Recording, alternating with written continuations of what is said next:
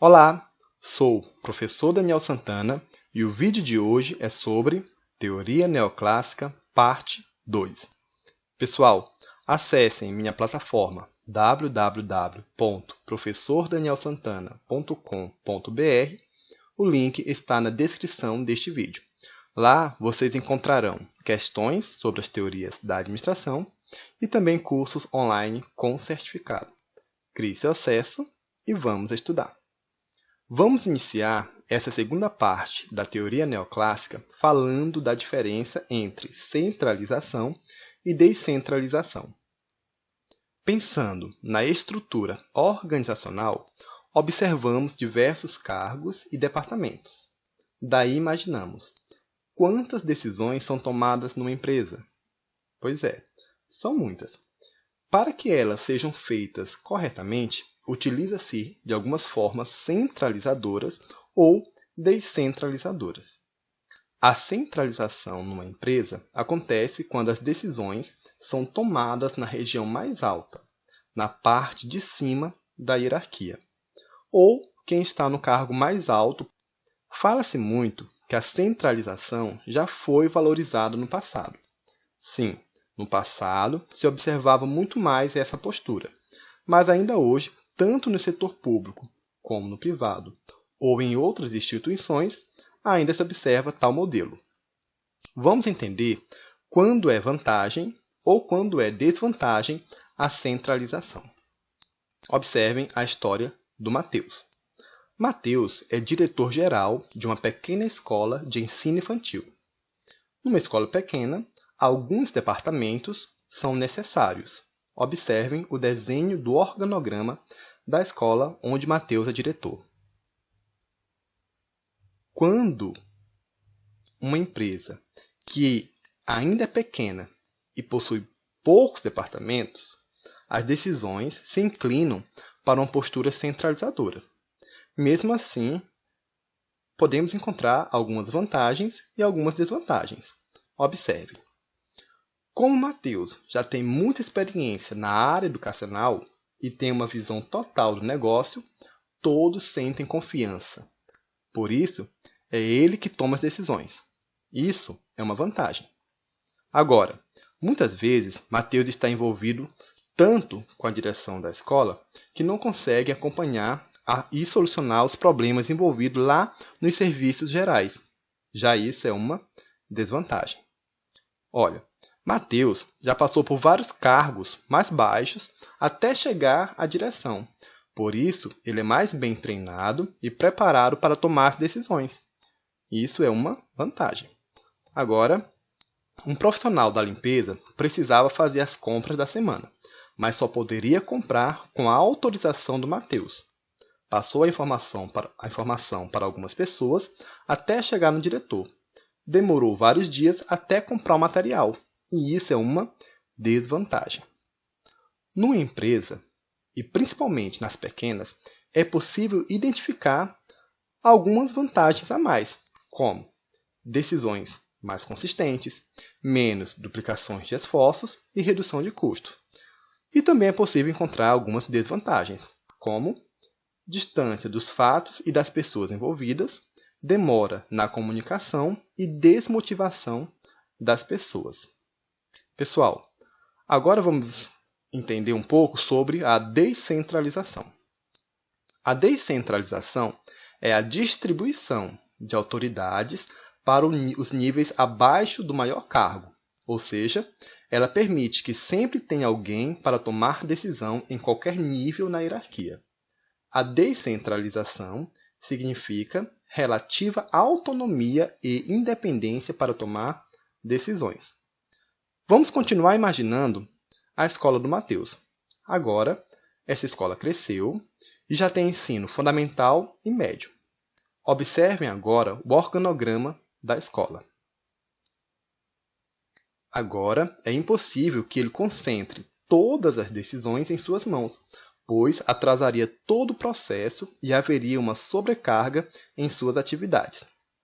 Para a escola se tornar inovadora, é necessária dar autonomia aos cargos. pois em tempos de mudanças é necessário confiar nos talentos das pessoas que estão na organização. Vamos entender as vantagens e desvantagens da descentralização. Considerando o caso do Matheus, que é diretor da escola, vamos observar aqui. Mais que o diretor, é o coordenador, o gerente financeiro, o gerente operacional, que conhece mais a realidade do seu setor. Então, dar autonomia a eles é uma vantagem. Caso Matheus não organize nem padronize esse processo de autonomia, a empresa pode se desconfigurar e perder a uniformidade nas decisões. Isso é uma desvantagem. Matheus, delegando funções, pode se envolver em questões maiores, como análise do mercado, planejamento estratégico. E isso é uma vantagem. Agora, caso Matheus delegue funções para permitir a descentralização, mas não treinar os colaboradores envolvidos, não alcançará resultado algum. E isso é uma desvantagem. Pessoal, a teoria neoclássica, além de falar da centralização e da descentralização, estuda-se também as funções do administrador.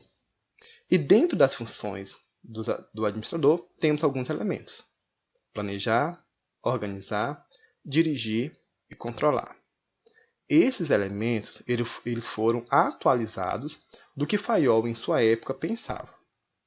Você lembra quais eram as funções do administrador na época de Fayol?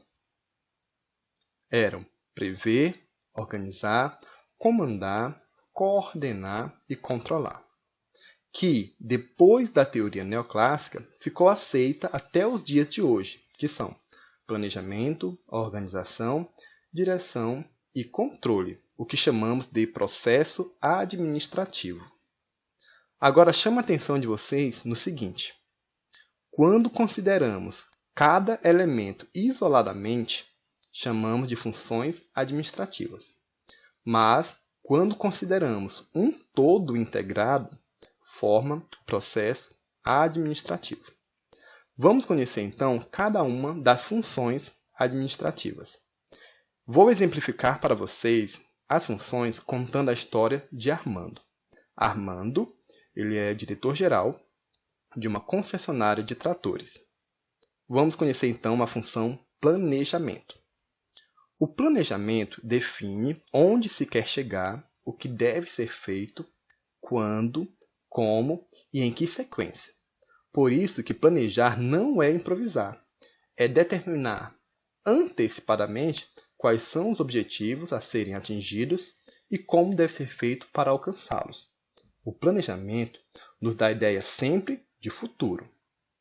Armando e sua equipe iniciam um planejamento para o próximo ano com o estabelecimento de objetivos. Para estabelecer os objetivos, é saber onde se pretende chegar para saber exatamente como chegar até lá. Lembrando que para isso é interessante antes analisar a necessidade. Os objetivos são pretensões futuras. Assim, um dos objetivos para o ano seguinte é ampliar a estrutura da concessionária. Pessoal, fixar objetivos é a primeira coisa a ser feita, mas como alcançá-los?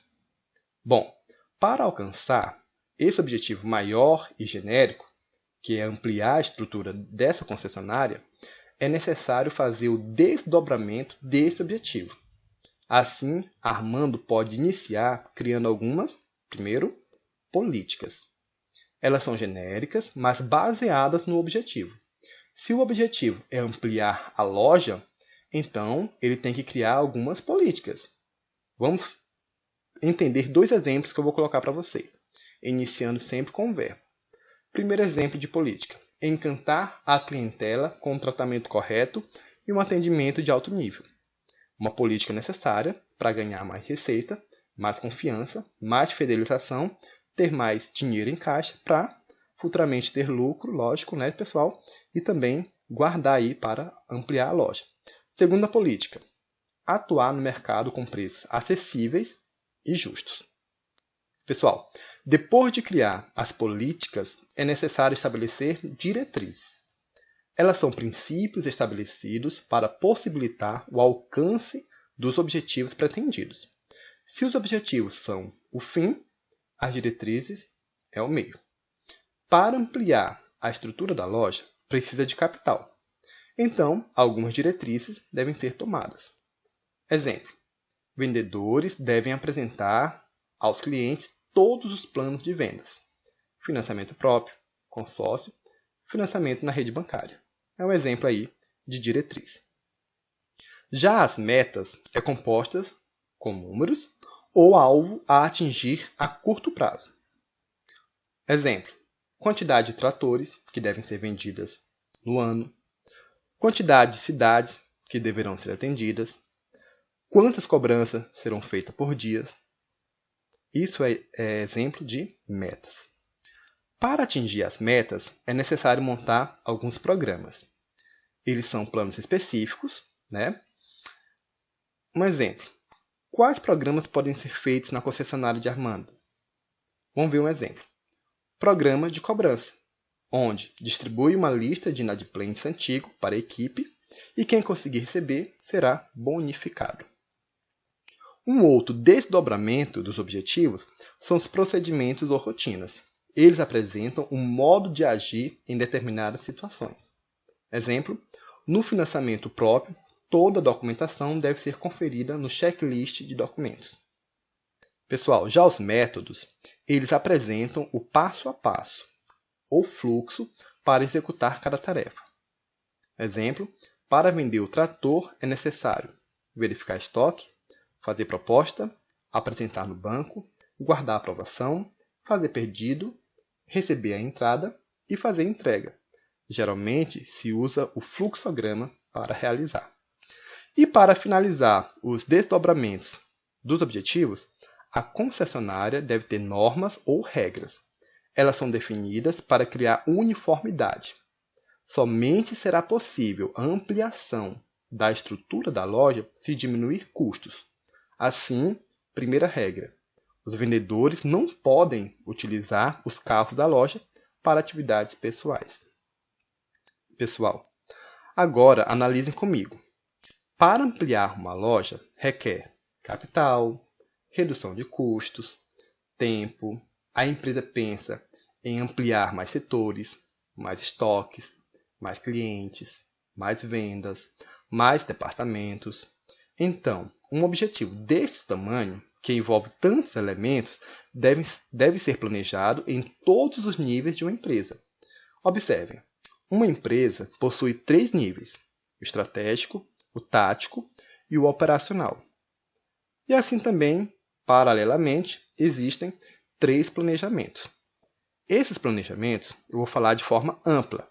Estarei preparando um vídeo específico para cada tipo de planejamento. Tudo bem? Primeiro planejamento. Planejamento estratégico. É o mais amplo e abrange toda a organização. É projetado no longo prazo. É definido pela cúpula e corresponde ao plano maior. Ora, se a concessionária vai ampliar sua estrutura, é porque ela está planejando vender mais, alcançar mais mercado, aumentar a carteira de clientes e ser uma grande empresa na região. Planejamento tático é feito ao médio prazo, geralmente dentro de um ano. É o planejamento de cada departamento. Preocupa-se em atingir os objetivos departamentais. Observe, só consegue alcançar o objetivo de cada departamento se o setor de vendas bater suas metas, se o setor de cobrança for eficiente, se o setor financeiro fazer os controles corretamente. Isso é planejamento tático, que é o planejamento de cada departamento. E o planejamento operacional, ele é no curto prazo e específico. Por exemplo, planejar a conferência do estoque em 2 dias, planejar a rota de vendas de hoje. Entenderam, pessoal? Vamos conhecer a segunda função administrativa, a organização.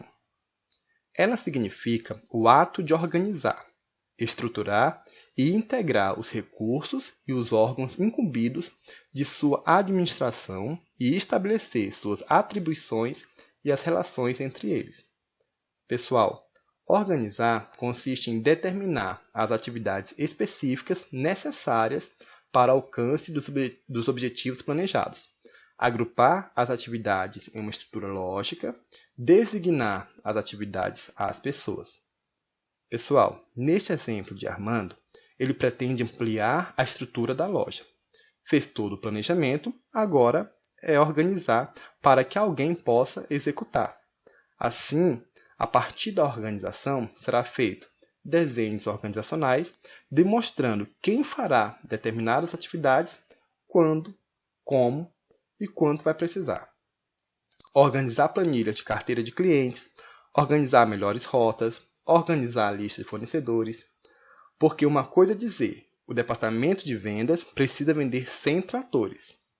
Outra é organizar as rotas por vendedor, organizar a planilha de clientes com financiamento aprovado, organizar a planilha de clientes com clientes em andamento. Lembrando, pessoal, que quando falamos da função organização, não estamos relacionando ao termo organização como entidade social, onde existe a formal e a informal. A função administrativa organização remete à ação, ao verbo organizar. Terceira função administrativa, direção. Definido o planejamento e estabelecido a organização, é necessário fazer as coisas andarem e acontecerem. A direção está relacionada à ação, aos recursos humanos da empresa. As pessoas precisam ser aplicadas em seus cargos e funções, treinadas, guiadas e motivadas para alcançarem os resultados que elas esperam. A função de direção se relaciona diretamente com a maneira pelo qual o objetivo ou objetivos devem ser alcançados por meio da atividade das pessoas que compõem a organização. Para que o planejamento e organização possam ser eficazes, será necessário que haja orientação às pessoas por meio de comunicação, liderança e motivação. Uma concessionária é repleta de pessoas. Dessa forma, a função direção se dá quando o gerente orienta, quando um coordenador dá assistência a alguém, quando um gestor comunica e motiva. A direção é uma função que procura influenciar as pessoas para que os objetivos possam ser alcançados. A última função administrativa chamamos de controle. Sua finalidade é assegurar que os resultados do que foi planejado, organizado e está sendo executado se ajustem tanto quanto possível.